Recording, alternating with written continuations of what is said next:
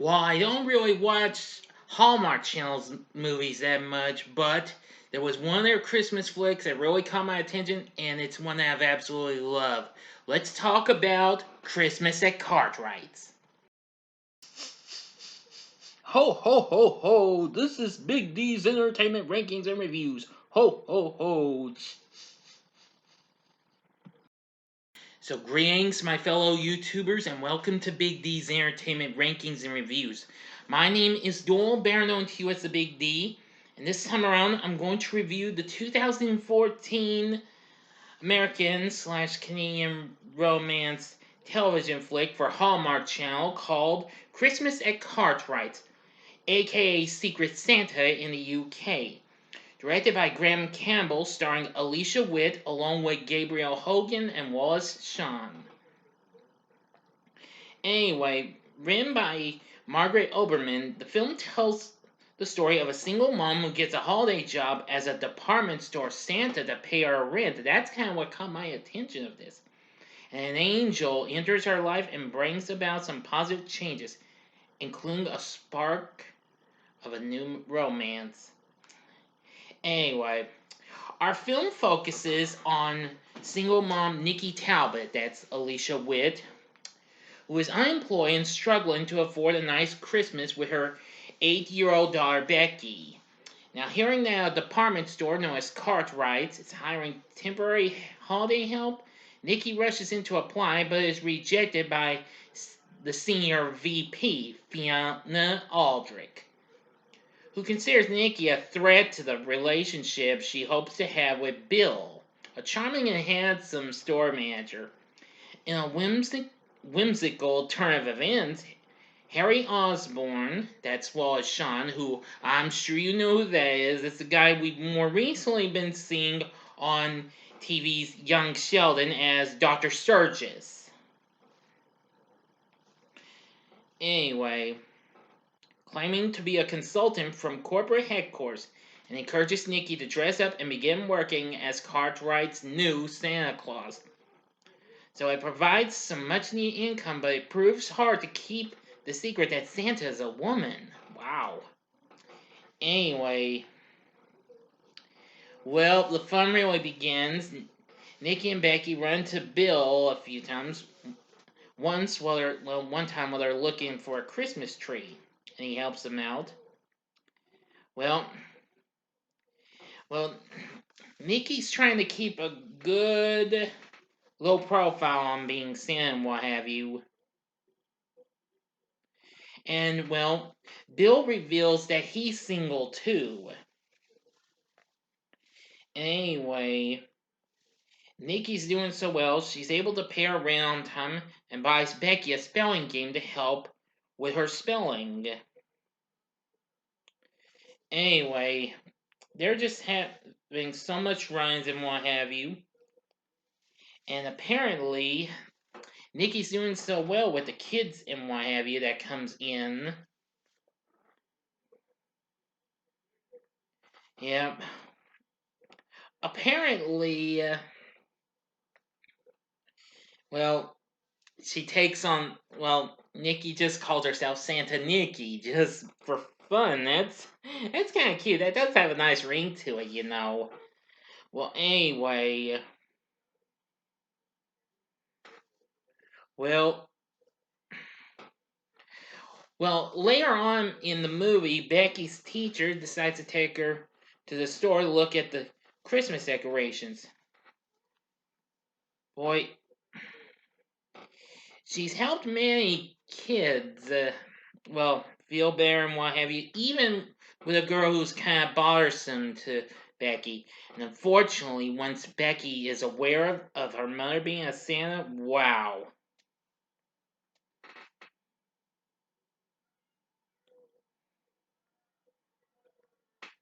Well, apparently Harry comes along and manages to get her to listen to reason because she recognizes him as the angel from a coin she gives her mother. Apparently, Fiona's watching, unfortunately. And, well, apparently, Nikki and Bill have just been having little issues, and well, hopefully they could try again for a little bit of a date after Christmas and what have you. But Harry later gets a call from his boss and must have a brief time on another assignment.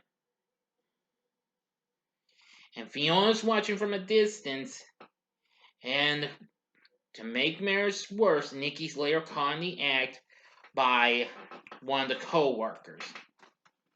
As Fiona's trying to find out the background check that was on her desk 5 different times and what have you. And, well, Nikki's been sued in a way, well, accused, of shoplifting a Santa suit. Bill shows up with a separate issue and sees Nikki saying that they expect to see her until the next day. Well, Fiona, of course, is ticked off and fires Nikki instantly. And boy, it just spread so much controversy and all that jazz. I'm gonna go ahead and say that this was really a shock. But apparently, things do take a turn of events when Mr. Cartwright hears the story and eventually Fiona gets canned. But that's just a tiny bit of the ending I'm telling you. But I'm not going to give you the rest, though. If you want to see what happens with Nikki and Bill, you're just going to have to watch. Because I'm not going to tell you if they got back together. Because that would easily spoil the ending and whatever. So I'm not going to try to spoil this whole movie. So by not giving the whole ending away. So that's all I'm going to tell you. Sorry. But anyway, well, I'm rarely doing Hallmark movies and what have you, but this one I couldn't resist. I had seen its DVD in a DVD catalog that you get in the mail from one of those companies, and I saw this along with A Very Merry Mix-Up, which of course Witt did. Just a second. Let me check. Okay.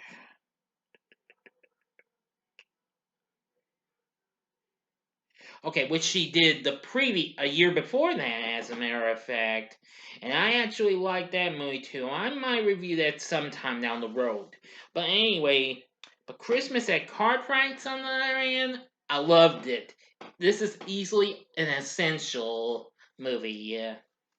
I liked Alicia Witt's performance, and Gabriel Hogan, who plays Bill, very good. Wallace Shawn as Mr. Osborne, real good. And I actually like the performance we got from young TJ McGibbon as Becky. And Gabrielle Miller playing Fiona was really good too. I'll tell you what. Yeah. Sorry, I'm still trying to look through all these. Mm-hmm.